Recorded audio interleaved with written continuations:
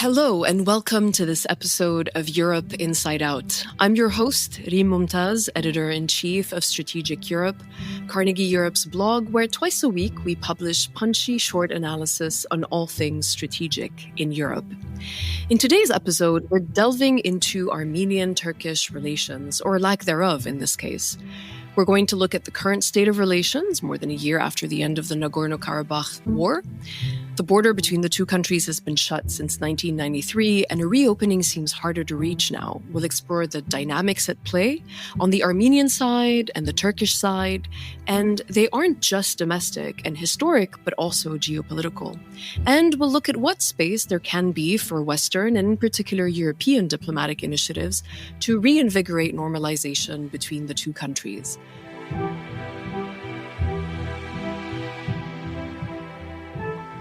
To discuss this, I'm happy to welcome two colleagues who have extensive in-the-field experience on these issues. Tom de Waal, a senior fellow at Carnegie Europe who focuses on the Caucasus and Eastern Europe, and Garo Paylan, a visiting scholar with the Europe program at the Carnegie Endowment for International Peace in Washington, D.C., and he focuses on the South Caucasus and Turkey. He's also a former member of the Turkish parliament. Hello to you both. Hello. Great to be with you.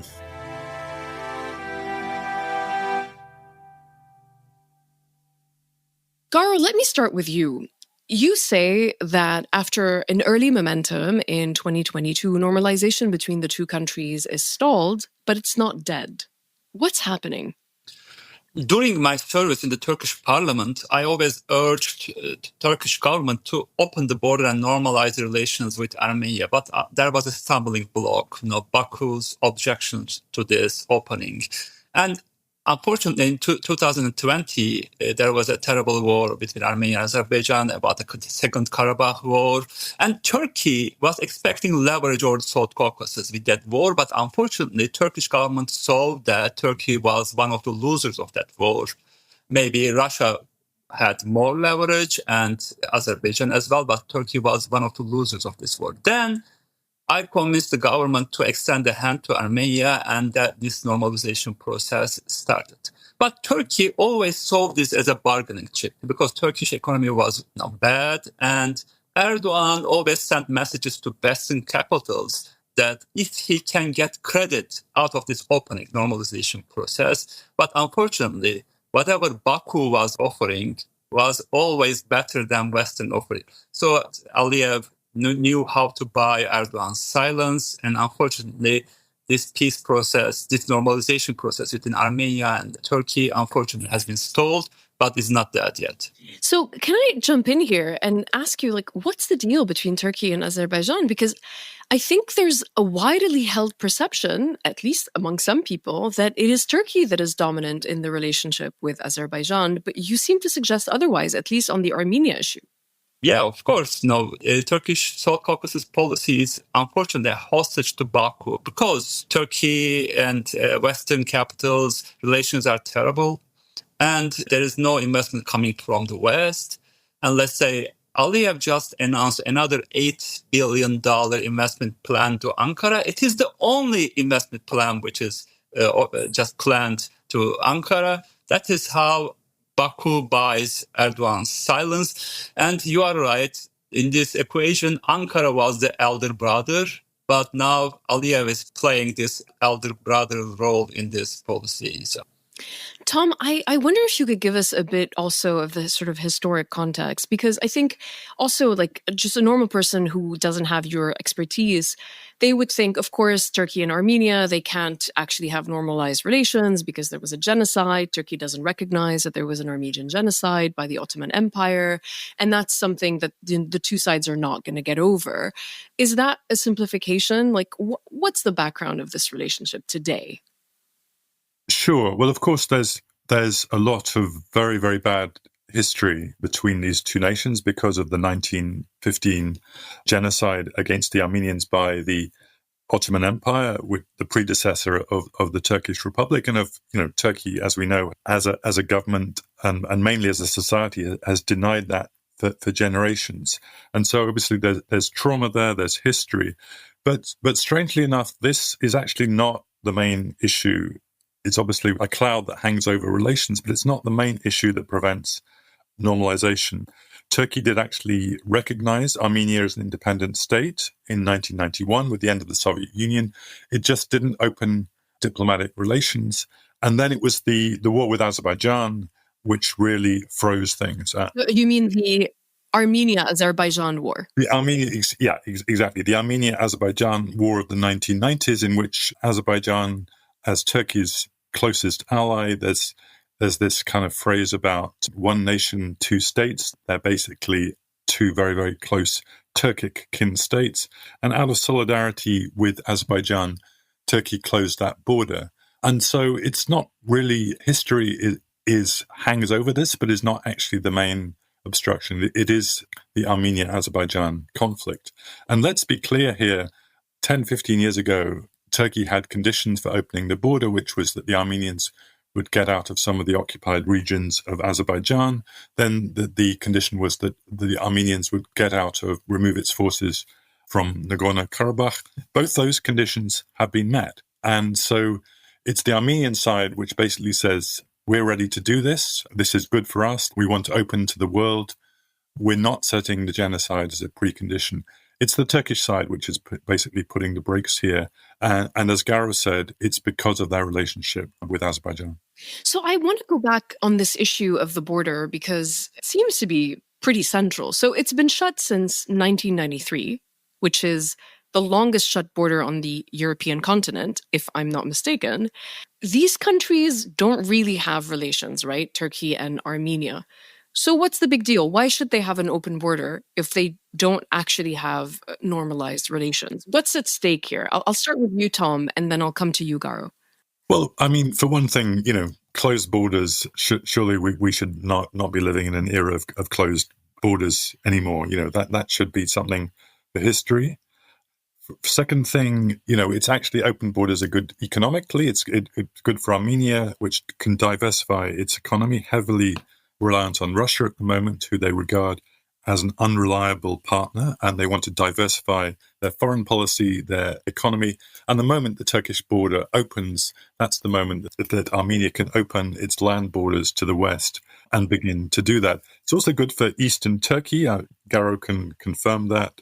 Many more people living on that Turkish side of the border than the Armenian side. So it's good all round. Obviously, it will be difficult, but it's definitely something which is good for the South Caucasus, very good for Armenia in the long run. There would be a lot of, I think, short-term pain involved in opening that border after so many years economically to such a big market. It also helps to lift this terrible burden of the past when Armenians and Turks can mix more freely. It's a bit of a no-brainer. I mean, I think the trouble is that this issue is a kind of second-order issue. When everyone talks to Turkey, they're talking Syria, they're talking Cyprus, they're talking Ukraine and Russia. And this issue always gets pushed down the agenda, unfortunately. So, Garo, it seems like Turkey has a lot of leverage here, on the border issue specifically. What's the perspective from the Turkish point of view? Why wouldn't they open that border? Actually, Turkish-Armenian border has been closed for more than a century. Now, after Armenia was established in 1991, the border was open for only a year, but there was no real trade. And then after the First Karabakh War happened in 1993, Turkey closed the border. And for 30 years, there was a fear in the Armenian community. The threat will come from Turkey and Azerbaijan. So we need Russia to save us. So Armenia relied on Russia, but Armenian community saw that Russia is not coming for their help. When that second catastrophe happened in Artsakh, Nagorno-Karabakh, or when Azerbaijan occupied some Armenian territory as well. So Pashinyan government started to put its bets on normalization with Turkey. Pashinyan government knew that they need to diversify this relationship and they need to mitigate the dependency on Russia. So Turkish border opening would be a lifeline for Armenia. And that lifeline means, again, just a lifeline for European Union as well. That is how Armenia can diversify its relations. But unfortunately, as Tom said, Turkish eastern part is so much underdeveloped. it is going to be very significant for Turkey's eastern cities as well. Even the nationalist Turks want this border opening. But as I said, no, Turkish economy is so much vulnerable. Turkey's economy needs some $1 billion of investment. And Aliyev, Azerbaijan, Baku invested so much in Turkey. They have media outlets. They have so many economic cooperations. There is also a payroll in Ankara. And that is how, unfortunately, despite Turkish bureaucrats, all of them know that this is a window of opportunity for Turkey, let's say, having more leverage in the South Caucasus, with normalizing relationship with Armenia, and just helping Armenia and Azerbaijan just have this peace deal. And with that, Turkey can have more leverage. And this is a window of opportunity. Anytime Russia can be back in the region and have more leverage. This is the reality in Ankara. But unfortunately, who decides the policy? Erdogan. And Aliyev buys his silence with some billions of dollars. To change this equation, we need some big power to incentivize to change this reality with Erdogan. But unfortunately, there is no conversation between the Western capitals, let's say, between Trump and Erdogan.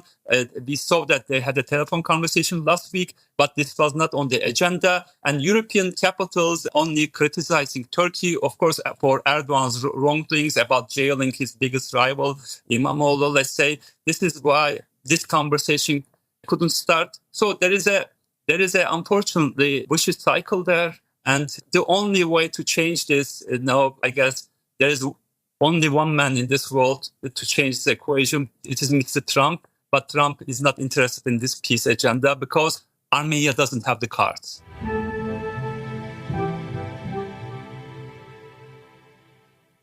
So we're going to get into what the Europeans could do, what they're not doing, and what the United States and the Trump administration could do and they're not doing.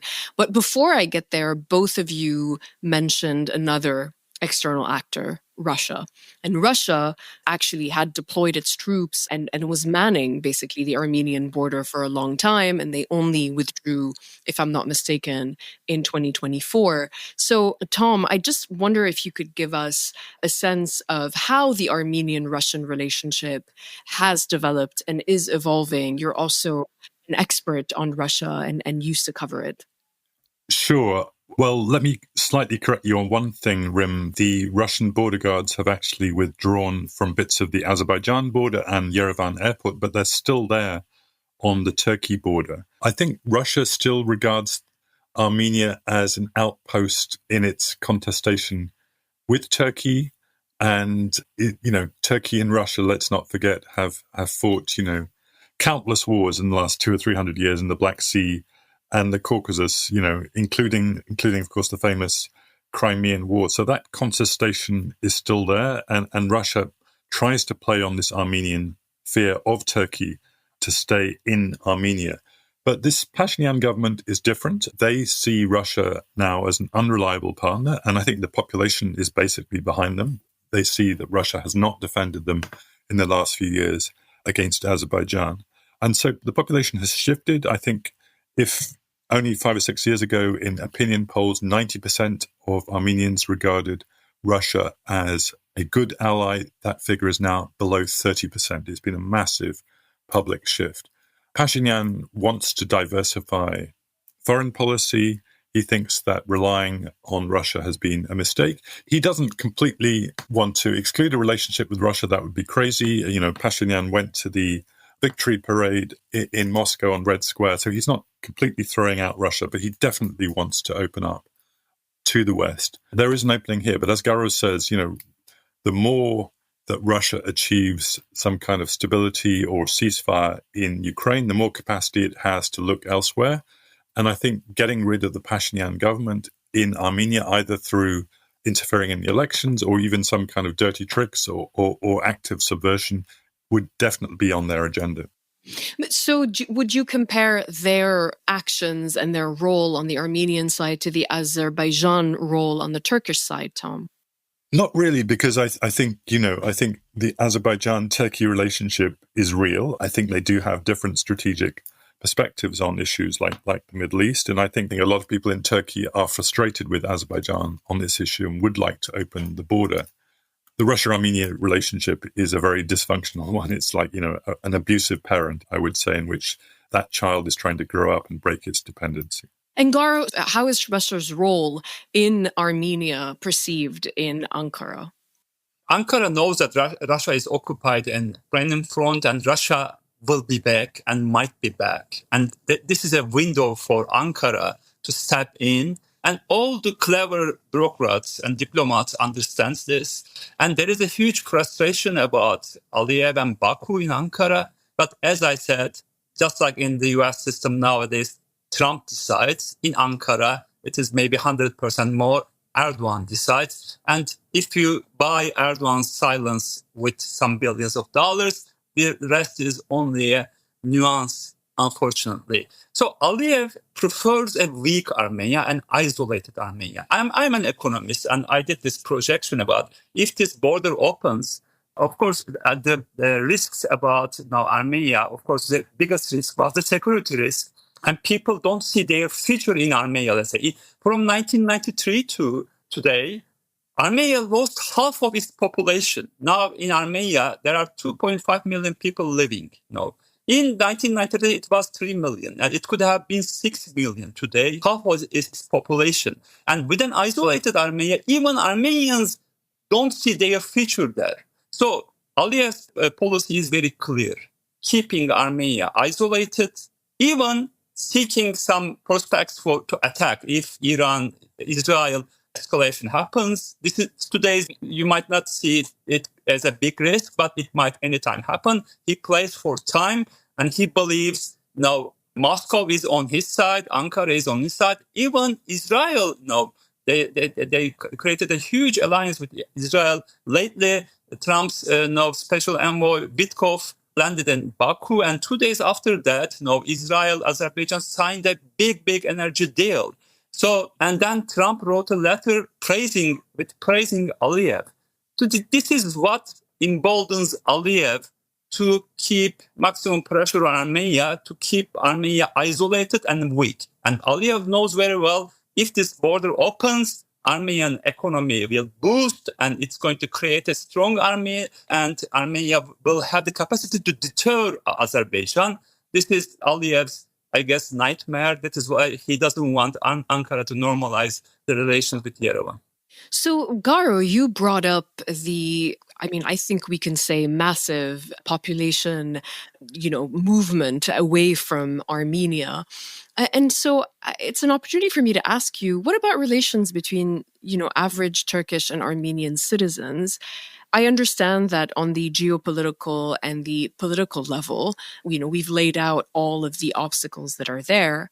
But is there enough constituency or enough of a strong constituency on both sides, the Turkish and the Armenian sides, that would advocate for a real normalization and warming up of relations? Turkish nationalists had three traditional enemies, so-called enemies: Greeks, Kurds, and Armenians, let's say. But when this normalization process started with Greece, people started to go as tourists to each other's countries, and they saw that they have a common culture.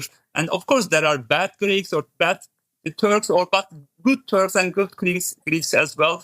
With the Kurds, nowadays we see another peace process. Of course, they have common culture. But with Armenians and Turks, there is no people-to-people attraction, unfortunately. Even when I first became a member of the Turkish parliament, everybody was looking at me because the perception about Armenians were all about they are traitors. In the textbooks, they only teach Turks as Armenians were traitors, this and that.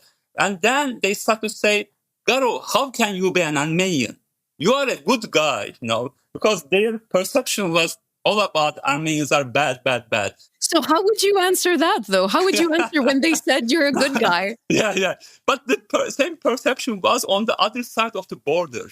We are lucky Armenians because we were living in Turkey, but we are a small minority. Most of my friends were Turks, of course, they were democratic Turks, but the diaspora doesn't have this chance, or the Armenians living in the other side of the border doesn't have this chance, most of them, but especially diaspora is the problem now.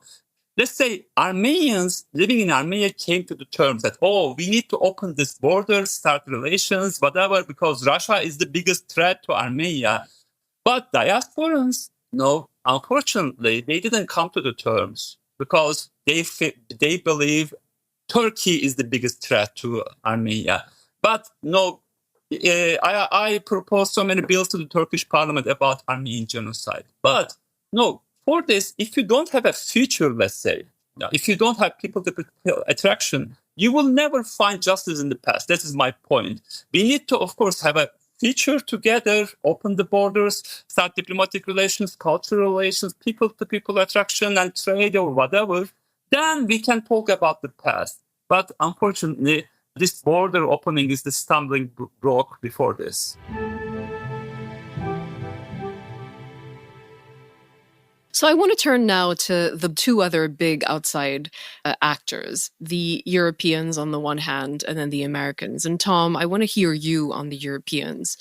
What can they do? Can they still do something now in terms of effective diplomacy to warm up this process? Because it seems like the normalization between Turkey and Armenia is frozen, but Europeans would actually stand to benefit from a warming up and a reopening of that border. I'm based in France, and I see how often the French government, makes a public show of support for Armenia. But I sometimes wonder if they're able to be a good mediator because of the state of their relations with Turkey, where there's a lot of tension. So if it's not France, which has, a lot of ability diplomatic, who can be that in Europe? I think this speaks to the kind of philosophical debate within Europe about Turkey. Do you engage with Turkey or do you isolate? And, Turkey obviously does itself no favors when the president arrests, as Garo said, his biggest political rival. Hundreds, thousands of people are in jail, including, many, many friends and colleagues of Garo's. So it's not easy to work with Turkey. But I think selective engagement with Turkey, in my view, has to be a good thing. It's an indispensable power in the Middle East. It's absolutely crucial in the war on Ukraine and the Black Sea. And here again, I think there's an underused economic cooperation potential with Turkey. Lots of EU projects on transport, energy, global gateway are basically frozen with Turkey, which I think does no one any favors. And let's be blunt here, that there's one player in the EU who blocks this all, and that's Cyprus. And Cyprus is a one-issue country. We understand what that issue is, but I don't think it actually in the end is good for Cyprus either to have this complete freezing of relations with Turkey. So, and if you talk to Mr. Pashinyan's people, they want economic cooperation with Turkey. So I think, and this is obviously a question for Paris. If you want to help Armenia, can you swallow your pride, swallow all those difficulties with Turkey, and try and build an economic cooperation relationship with Turkey, which is obviously difficult given what they're doing on the political front. But I think my view is that engaging with Turkey is necessary. It doesn't mean that you can't criticize them for the other things they're doing. And I think economic engagement is absolutely essential, and probably, maybe the bridge where you can build to Armenia as well. So listening to you, it would have to be some sort of combination of EU, because that's where the economic immediate benefits to Turkey would come from, and perhaps with another layer of maybe Franco-German diplomacy, Germany, because they have such good, strong, relations with Turkey in a way that France doesn't. And then just both of them together. It makes me think of what Garo said at the beginning of the podcast, which is that there has to be an immediate benefit for Turkey in order for them to engage constructively on this. Otherwise, an actor like the Turkish president, why would he give in on this instead of keeping it as a bargaining chip, I guess, or a pressure point? Garo, you're in Washington right now because you're a visiting fellow at Carnegie's HQ there. So I wonder if you could share with us, your discussions with U.S. officials, including in the Trump administration, At the beginning of the podcast, you said that it doesn't seem to you like this is really on the agenda, even when President Trump is talking to President Erdogan. So do you think anyone in the administration is ready to expand political capital? It doesn't have to be the president himself. I mean, the US is a big country, but is there a special envoy for the president or someone in his cabinet who could take this on? President Trump doesn't like the vulnerable people and vulnerable countries, unfortunately. He likes power and he likes the cards. You saw, of course, how he behaved to President Zelensky. He said, you don't have the cards. He cares about the cards. From his perspective, he's going to look at the situation and think, actually, Turkey has cards and Armenia doesn't. Yeah, exactly. But the conversation with Erdogan and Trump was the Syrian issue.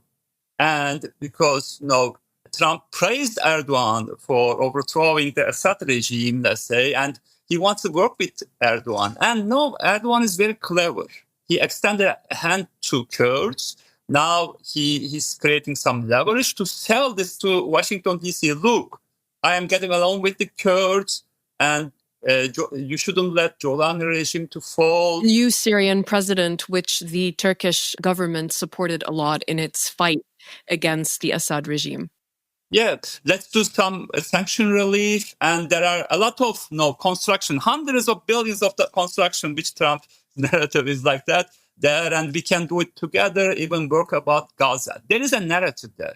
So what is the narrative in the South Caucasus? Unfortunately, it is only peanuts for Trump. And when we hear the narrative between Baku, Israel and Ankara, let's say it's all about energy deals, SOCAR's deals, and President Trump's special envoy Witkoff was in Baku. That is what we heard is mostly about these energy deals. So unfortunately, Yerevan doesn't have the cards, but there are cards that we need to explain. That's what I'm trying to do with the high-ranking officials. China is in the region. China is creating so much leverage, and Russia will be in the region as well. And Armenia is at the crossroads, Of course, and Iran, of course, has also leverage in the region, and Russia as well. And Turkey will be one of the losers of this game if we cannot save Armenia, and the border will be sealed forever. If we see a pro-Russian government, let's say, next year, this vicious cycle, a revanchist government in Armenia next year elections, we will see again another vicious cycle in the region. So this is the risk for United States. Unfortunately, I couldn't see that much sophisticated diplomats, unfortunately, who are in charge or politicians in the region, in USA. So that's why I'm trying to just sell them that there is something for USA, for US interests. And there is a conversation that you can start with President Erdogan, let's say, because this is something that Erdogan and Trump can work. Actually, last year there was a window of opportunity, but President Biden, unfortunately, just turned a blind eye on it. And Erdogan sent messages in these 4 years, at least 3 times to Washington, D.C., that I am ready to open the border. Of course, things are transactional. This is a bargaining chip. Erdogan had some demands, but Mr. Biden was not ready to just say yes to these demands. And unfortunately, some Armenian diaspora organizations were only saying sanction Turkey, sanction Erdogan. That was another reason Mr. Biden didn't want to give anything to Erdogan to open this border. Listening to both of you, what's striking to me is just how reminiscent of a Cold War situation all of this is. At the end of the day, it's going to boil down to what the United States does, what Russia can do as a spoiler. And it's just striking that all these years later, and despite a strengthening of the geopolitics of the EU and Europeans, they're still not able to be the central actor on a long-term historic conflict on their own continent. And that, I think, should be food for thought and hopefully can push the EU and its member states to be more pragmatic, without, again, setting aside the Cyprus situation. But it can't take hostage an entire, in a way, big situation also on the continent. I really want to thank both of you. This was very interesting, and I think will be enlightening to a lot of our listeners. Thank you so much. Thanks so much. Thank you. For those who are interested in learning more about Armenia-Turkey relations and related issues in the Caucasus, I encourage you to follow the work of Carnegie Europe on X and LinkedIn. Our producer is Mattia Bagherini. Our editor is Futura Di Aprile of Europod. Sound editing by Daniel Guterres. Sound engineering and original music by Jeremy Bouquet.